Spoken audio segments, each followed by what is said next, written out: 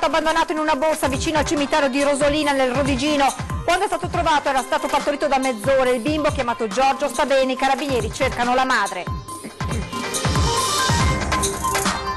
Dopo una serata di attesa, il Consiglio dei Ministri dà il via libera al fondo indennizzo risparmiatori, tetto del valore dei beni immobili alzato a 200.000 euro. C'è chi gioisce e chi rimane prudente. Vittorio Veneto si prepara ad accogliere domani, festa della liberazione, il capo dello Stato. Frecciata del segretario della Lega D'Arè, compensa la sua assenza alle celebrazioni per il centenario. Anziana rapinata in casa da 2 finti carabinieri a Solesino nel Padovano, il drammatico racconto del figlio. Mia madre scaraventata a terra e schiacciata perché consegnasse soldi e preziosi. Trovata morta nella sua abitazione della Giudecca una 35enne veneziana, tra le più importanti imprenditrici internazionali specializzate nell'organizzazione di matrimoni e feste. Apportate modifiche alle schede ospedaliere della Regione, nuova classificazione per l'ospedale di Castelfranco Veneto che guadagna 15 posti in chirurgia. Arrivata a Roma la staffetta della Città della Speranza, accolta in Vaticano da Papa Francesco. Un bimbo di 4 anni consegna al pontefice il testimone contenente le lettere dei piccoli malati.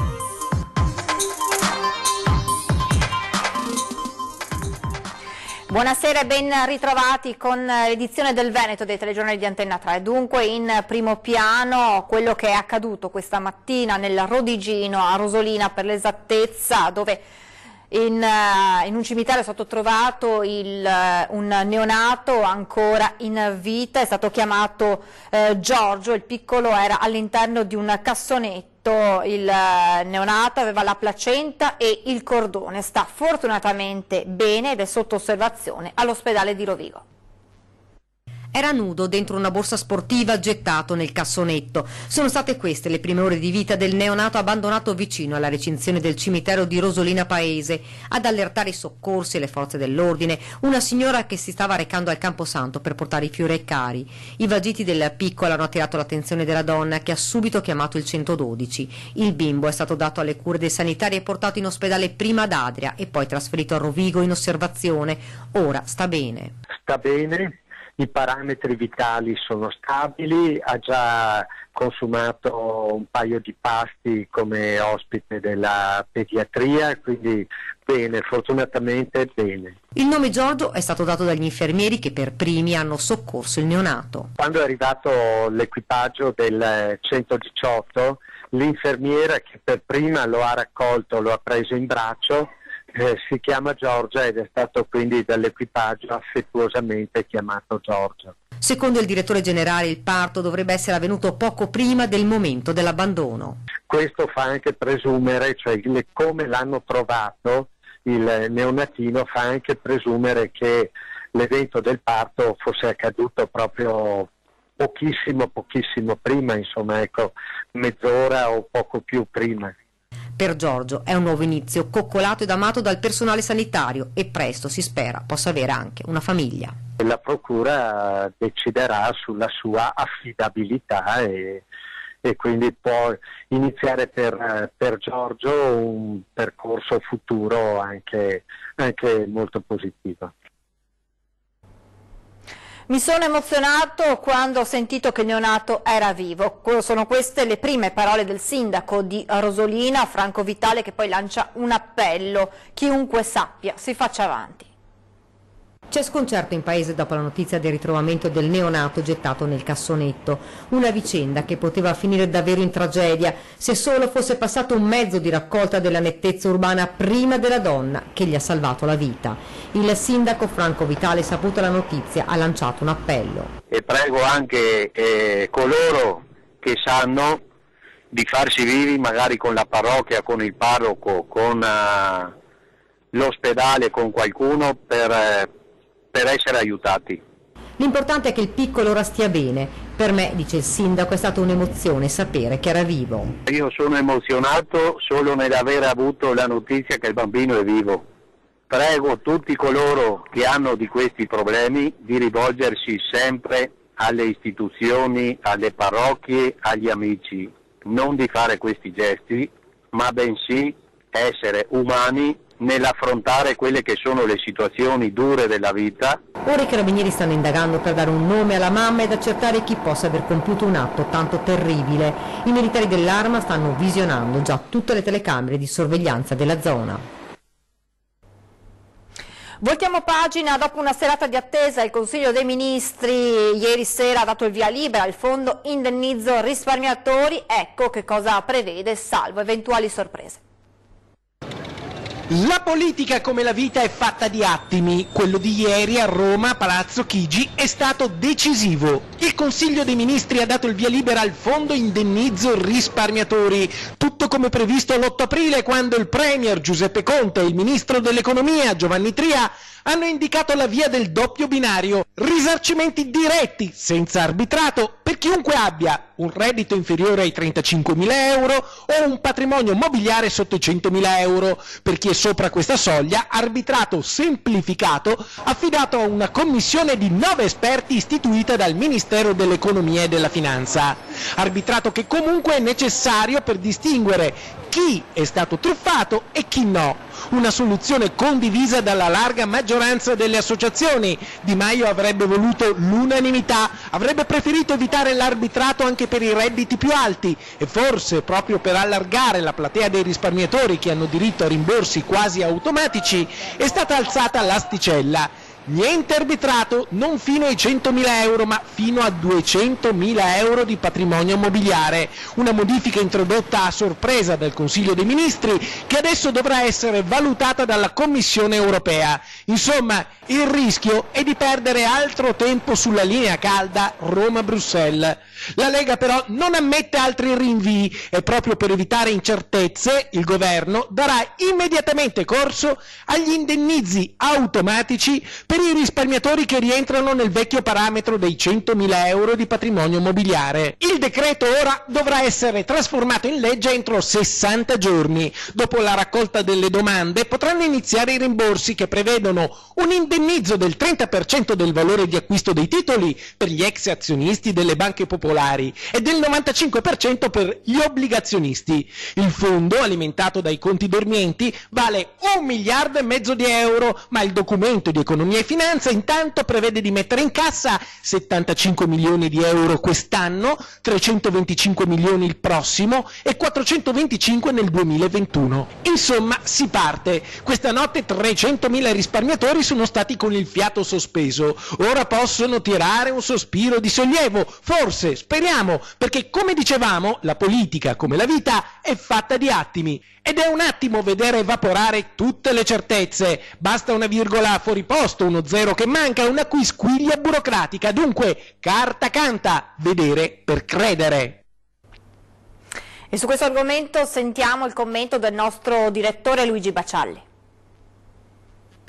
Non abbiamo ancora messo la parola fine a questa tragedia dei risparmiatori truffati, che a tratti è diventata anche una farsa. C'è stata però una svolta determinante, è passato in questo decreto della crescita il progetto del doppio binario. Adesso sono ancora da rivedere dei dettagli, perché c'è il giallo sul tetto dei 200.000 euro che non sono il risarcimento massimo, ma è il massimo imponibile dei beni mobili per il quale appunto si può accedere a questi ristori. E quindi ancora i dettagli non sono al loro posto tutti quanti in fila, però insomma diciamo che la svolta c'è stata. E l'unica considerazione che a questo punto si può fare, oltre che alla soddisfazione dei risparmiatori truffati che finalmente vedono questa luce in fondo al tunnel dopo tanto buio, è che finché si parla, finché si chiede, finché si cerca di convincere qualcuno a darci una mano, il più delle volte si ottengono dei rifiuti, si vedono porte sbattute in faccia, insomma non si cava un ragno dal buco. Quando si alza la voce, quando si usano parole grosse, allora vedi che qualcosa nell'atteggiamento di anche i più ostici, i più cinici può cambiare. Può sembrare velleitario, ma il fatto di veramente fare quello che ha fatto Patrizio Miatello ed altre associazioni, che a un certo punto hanno detto, insomma, sapete cosa vi diciamo voi che siete venuti a prometterci questi ristori in tempi brevi, che noi la prossima volta non vi votiamo più. E puff, come d'incanto, come per magia, le cose sono cambiate. Morale della favola: questi politici, che siano di destra, di sinistra, di centro, ha poca importanza, hanno un unico obiettivo e un unico interesse, il consenso. Per cui se per caso vedono che questo consenso è minacciato e potrebbe in qualche modo crollare o svanire, allora corrono ai ripari. Appena c'è stata questa minaccia, subito riunione, tria, il doppio binario, ancora bastoni tra le ruote, ma insomma alla fine questa svolta c'è stata, perché di questo hanno paura. E questo dovrebbe servire da lezione anche per l'autonomia. È giustissimo, come fa il Presidente Zaia, trattare in maniera nell'alveo della Costituzione, essere sempre disponibili, andare 45 volte a Roma con la povera Stefani, che davvero non so come faccia a resistere di fronte a questo ostinato silenzio di chi l'autonomia non la vuole, a questa presa per i fondelli a volte può sembrare. E allora è bene fare di tutto, ma se a un certo punto ci si sente presi per il naso, allora bisogna reagire, bisogna minacciare, bisogna dire alle forze del governo, in questo caso, che siano Lega, 5 Stelle, PD, Forza Italia, non conta nulla, bisogna dire la prossima volta non vi votiamo, tutti i voti che vi abbiamo dato saranno spazzati via. E quindi a quel punto vedrete che, come d'incanto, le soluzioni saranno raggiunte. E adesso sentiamo le reazioni dei risparmiatori di fronte a quanto deciso a Roma. Bisogna andare cauti, però io sono convinto che con le dichiarazioni e il comunicato della Presidenza del Consiglio di stanotte praticamente è irreversibile. Il fondo è partito, è stato varato. Sembra di sì, almeno è stato dato un comunicato per cui sarebbe stato emesso il decreto. Ancora peraltro non l'abbiamo visto, quindi attendiamo un passo avanti, sembra sia stato fatto. Ora bisogna leggerlo naturalmente e anche per eventuali suggerimenti di modifiche in sede parlamentare. I risparmiatori non depongono ancora le armi, soddisfatti sì moderatamente, anche se poi a casa qualcuno ha fatto i salti di gioia, ma ufficialmente si attende per prudenza, per scaramanzia, perché dopo anni di digiuni e di sacrifici fare un'improvvisa scorpacciata di ottimismo potrebbe far persino male. E beh, sa, ci hanno preso in giro abbastanza volte, è una storia piuttosto lunga questa del decreto, vari incontri al Ministero con il sottosegretario Villarosa, poi incontro con Conte, doveva uscire ancora giorni fa il decreto, quindi siamo cauti a questo punto. Cauti anche perché il Consiglio dei Ministri che ha varato il fondo non è stato un simposio paradisiaco di anime pie e di spiriti giocondi, anzi l'atmosfera si è scaldata in un confronto concitato tra i due azionisti di maggioranza del governo, Salvini e Di Maio, ai ferri corti, in un matrimonio politico che, le profezie dicono, resterà in piedi solo fino alle elezioni europee. Ma già oggi Lega e 5 Stelle sono separati in casa, a Palazzo Chigi volano i piatti, si è infranto il Salva Roma e qualcuno temeva che finisse contro qualche muro anche il fondo indennizzo risparmiatori.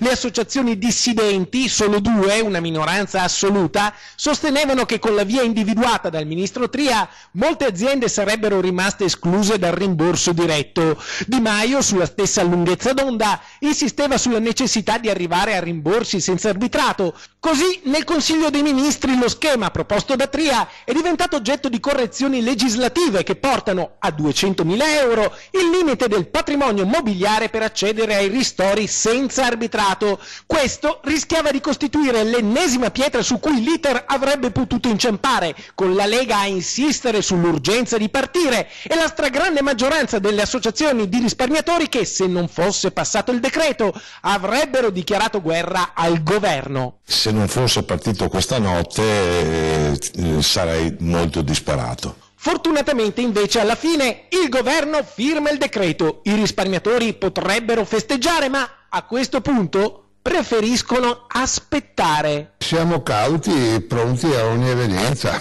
sia di compiacimento sia di lotta. Domani a Vittorio Veneto, nel Trevigiano, l'arrivo del capo dello Stato Mattarella per le celebrazioni del 25 aprile. Tutto viene studiato nei minimi dettagli, nulla lasciato al caso, anche l'enorme tricolore che verrà issato davanti al capo dello Stato Mattarella. Alla vigilia dell'arrivo del Presidente della Repubblica a Vittorio Veneto domani è tempo di perfezionare la macchina organizzativa. Stamane davanti al municipio ultima riunione tecnica con il sindaco Roberto Tonon, i rappresentanti del cerimoniale e gli uomini delle forze dell'ordine che dovranno garantire la sicurezza durante tutto l'evento. In quest'ottica si è intervenuti anche sui cestini per i rifiuti con l'installazione di contenitori antiterrorismo. Spero anche per la sicurezza per tutti quelli che lavorano dietro a queste cose che vada tutto bene. Speriamo tutto bene, sia una bella giornata e va bene tutto. L'arrivo di Mattarella è previsto alle 11 quando insieme al governatore Zaia entrerà in Piazzale della Vittoria dove inizierà la cerimonia per il 74° anniversario della liberazione nella città trevigiana. Qui vi sarà la deposizione di una corona al monumento ai caduti. Alle 11:20 poi il capo dello Stato si sposterà al Teatro da Ponte dove è prevista la solenne commemorazione. Infine alle 12:30 Zaia accompagnerà il Presidente della Repubblica in visita al Museo della Battaglia. La città si prepara con i tricolori che sventolano sui palazzi del centro. I vittoriesi osservano pronti domani ad assistere alla cerimonia. Mi fa piacere che ci onori di venire quest'anno. Abbiamo una persona molto importante per noi qui a Vittorio Veneto, averlo ogni tanto fa piacere. La massima autorità che arriva in città direi proprio di sì. Verrà a sentire? Penso di sì. È un'occasione che non voglio perdere. Difficile però nascondere che un po' brucia ancora il fatto che lo scorso anno in occasione delle celebrazioni per il centenario della Grande Guerra il capo dello Stato andò a Trieste anziché qui a Vittorio. Le ore che vengono a Vittorio perché non sono di serie B qua, sono di serie A, soprattutto gente qua da Pedemontana. Si aspettava l'anno scorso per il centenario, ma va bene così. Torniamo alla cronaca, torna l'incubo delle rapine e i danni di anziani soli nelle case della Bassa Padovana. Una donna di Solesino è stata mandata all'ospedale da una banda di rapinatori senza scrupoli che l'hanno aggredita ieri pomeriggio nella sua abitazione. Il racconto del figlio. Ritorna l'incubo delle rapine ai danni di anziani nelle case della Bassa Padovana, già teatro nel corso degli anni di molti eventi criminosi di questo genere. Stavolta è toccato ad Alda Ferrato, 74enne di Solesino. La banda ha aspettato che i negozi del quartiere fossero chiusi e che non ci fosse più nessuno per strada. Poi è accaduto questo. Ha sentito un botto sulla porta di entrata, è andata subito verso la porta e si è trovata davanti un signore incappucciato col berretto e la sciarpa. E subito mi ha come un po' reagito: chi sei, cosa vuoi? Siamo i carabinieri. La 74enne non c'è cascata e ha cercato di spingerli fuori casa e a questo punto è scattata la violenza. Uno dei malfattori l'ha presa per un braccio e l'ha scaraventata a terra inchiodandola con il suo peso. Ho cercato di farlo uscire, ho detto no, voi non siete i carabinieri, uscite da casa mia. Solo che quando è arrivata sulla porta ce n'era un altro, quindi hanno forzato in due e sono riusciti a entrare. Uno l'ha immobilizzata e l'altro gli ha preso tutto l'oro che aveva addosso. Intanto uno dei componenti della banda ha buttato all'aria cassetti e armadi al primo piano alla ricerca di preziosi e denaro. Nel sacco sono finiti 200 euro in contanti e monili vari, oltre agli anelli che la Ferrato portava addosso e al suo collier. E nel frattempo, finché succedeva questo, è entrata un'altra persona, è andata su per le scale e ha fatto il piano sopra, ha rovistato dappertutto. Quello che ha trovato ha preso, il tutto in 9-10 minuti, non di più. Il blitz è terminato in una manciata di minuti, poi gli autori del colpo se ne sono andati e la vittima ha potuto chiamare i soccorsi. Qualche volta l'ha presa perché è stata un po' anche immobilizzata, perché ha cercato anche un po' di reagire, diciamo, alla situazione, di istinto è venuto un po' di reagire con queste persone. Sulla vicenda indagano ora i carabinieri della compagnia di Este che in passato sono stati in grado di rintracciare e arrestare gli autori di diverse razzie ai danni di anziani soli. È il momento di fermarci adesso per qualche istante di pubblicità, tra poco.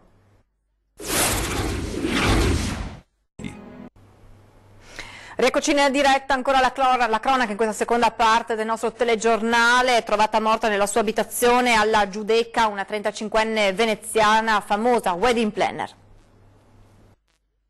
Un lungo elenco di star internazionali per le quali aveva organizzato feste e matrimoni da favola, molti dei quali nella sua Venezia. E proprio nella sua abitazione della Giudecca, a soli 35 anni, Eleonora Rioda è stata trovata senza vita e senza apparenti ragioni per questo gesto estremo. Eleonora è quel che si dice tecnicamente una wedding planner, un'organizzatrice di matrimoni, una professione che aveva intrapreso fin da giovanissima e che l'aveva portata spesso all'estero per imparare e crescere. Era poi tornata a Venezia aprendo una sua agenzia, affiancata da un team di sole donne, mettendo a disposizione dei clienti anche luoghi nascosti ma tra i più affascinanti della città lagunare. Tra chi si è affidato a lei in questi anni, molti attori e attrici di Hollywood, ma anche ricchi imprenditori e calciatori come lo spagnolo Alvaro Morata, che si è unito in matrimonio con una giovane mestrina nella Basilica del Redentore per festeggiare poi sull'Isola delle Rose. Sconvolti amici e familiari, vale la pena di ricordare sempre che quando si attraversa un periodo difficile si può contattare ad esempio il telefono amico al 199 284 284. Parliamo adesso di sanità, portate delle modifiche alle schede ospedaliere della Regione, nuova classificazione per gli ospedali di Montebelluna e Castelfranco nel Trevigiano che diventano SPOC a due gambe. Oggi si ragiona come ospedale a due gambe, l'abbiamo chiamato l'ospedale dei Santi, appunto Giacomo e Valentino, quello di Castelfranco e Montebelluna, e all'interno della sanità che già di eccellenza è quella veneta, il nostro polo, l'ospedale dei Santi, farà sicuramente la sua parte. È soddisfatto il sindaco di Castelfranco Stefano Marcone dopo la presentazione da parte dell'assessore Lanzarin in quinta commissione regionale della bozza contenente alcune proposte di modifiche delle schede ospedaliere e tra le novità l'arrivo nel nosocomio castellano di 15 posti letto in chirurgia generale. E non solo, arriva anche la classificazione SPOC e quindi io credo che il sottoscritto, assieme a tutti coloro che si sono attivati per la rivisitazione di queste schede, debba solo ringraziare chi programma la sanità veneta e che farà dell'ospedale di Castelfranco uno dei punti di riferimento a livello regionale. La denominazione per i due ospedali è SPOC a due gambe, un unico presidio territoriale che assicura le funzioni ospedaliere di base e l'integrazione con i servizi distrettuali. Tutto questo, spiega Marcone, in un'ottica di eccellenza veneta insieme alla futura cittadella della salute di Treviso. Saremo ben posizionati all'interno della marca trevigiana, appunto con i due poli, di cui uno specializzato per la patologia oncologica e l'altro assieme comunque a Castelfranco Veneto a disposizione del territorio. Un buon risultato. Ora attendiamo che tutto venga formalizzato e poi si comincia, aggiunge ancora il sindaco di Castelfranco, che poi dovranno iniziare anche a dar corso agli investimenti. È stato deliberato l'assegnazione dei fondi per la realizzazione del bunker di radioterapia, quindi le cose che si concretizzano ed è una nota positiva. È arrivata a Roma, in Vaticano, la staffetta della Città della Speranza. C'è anche la firma di Papa Francesco sulla maglietta dell'ultramaratona benefica che ha portato 25 runner a coprire la distanza fra Padova e Via della Conciliazione. Ultramaratona che si è conclusa questa mattina quando Franco Masello, fondatore della Città della Speranza, ha varcato l'invisibile soglia del Vaticano, chiudendo così la staffetta per la Speranza, che durante l'udienza generale in piazza San Pietro ha permesso a una delegazione padovana di stringersi attorno al pontefice. È una corsa che abbiamo iniziato 25 anni fa e i risultati stanno arrivando perché 25 anni fa guarivano 20 bambini su 100, oggi siamo a 80 su 100 e questo grazie soprattutto e soltanto per la ricerca. Al Santo Padre è arrivata quindi la richiesta di portare sempre nel suo immenso cuore e di ricordare nelle sue preghiere la speranza di guarigione e i sogni di un futuro sereno dei bambini della Città della Speranza. A consegnare il testimone della lunga staffetta a Papa Francesco è stato un bimbo di 4 anni guarito da retinoblastoma che portava con sé i suoi inseparabili dinosauri giocattolo e le lettere di bambini e ragazzi guariti da patologie oncoematologiche o ancora in cura, in un momento d'emozione indescrivibile per chi vi ha partecipato. Dell'ultima tappa della staffetta è stato protagonista anche il comandante della Legione dei Carabinieri del Veneto, il generale di divisione Giuseppe Lagala. Con questo progetto la Città della Speranza ha voluto accendere i riflettori sull'importanza di sostenere la ricerca per guarire le patologie oncoematologiche per le quali ancora non esistono cure efficaci. Per questo motivo la Fondazione finanzia la diagnostica avanzata di leucemie, linfomi e sarcomi per i bambini di tutta Italia. Amelia Fiorin, responsabile dell'ambulatorio gioco d'azzardo dell'USL 2 Marca Trevigiana, sarà l'ospite di questa sera di 20 e 10. È davvero tutto, con il Veneto ci fermiamo qui, adesso previsioni del tempo, grazie per l'attenzione e buona serata.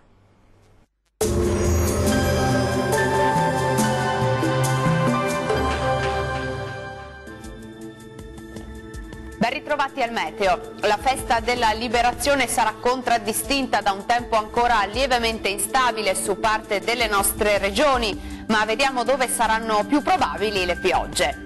Sul Veneto sarà più asciutto e anche soleggiato al mattino, col passare delle ore però non si esclude qualche piovasco, dapprima solo sul Veronese e poi via via anche altrove, meno probabile tuttavia sui settori costieri. Temperature minime tra 11 e 15 gradi, massime comprese invece tra 17 e 22 gradi. Spostiamoci ora sul Friuli Venezia Giulia, dove sarà per lo più soleggiato, salvo per una maggiore nuvolosità sul Pordenonese e sull'Udinese, dove sarà possibile anche qualche rovescio a carattere sparso. Temperature minime tra 13 e 14 gradi, massime oscillanti tra 18 e 21 gradi. E raggiungiamo infine il Trentino Alto Adige con tanto sole sui settori settentrionali, mentre su quelli meridionali avremo qualche precipitazione, ma in genere di debole intensità. Temperature minime sui 10 gradi, massime tra 21 e 22 gradi circa. Dal meteo di Antenna 3 per ora è tutto, arrivederci.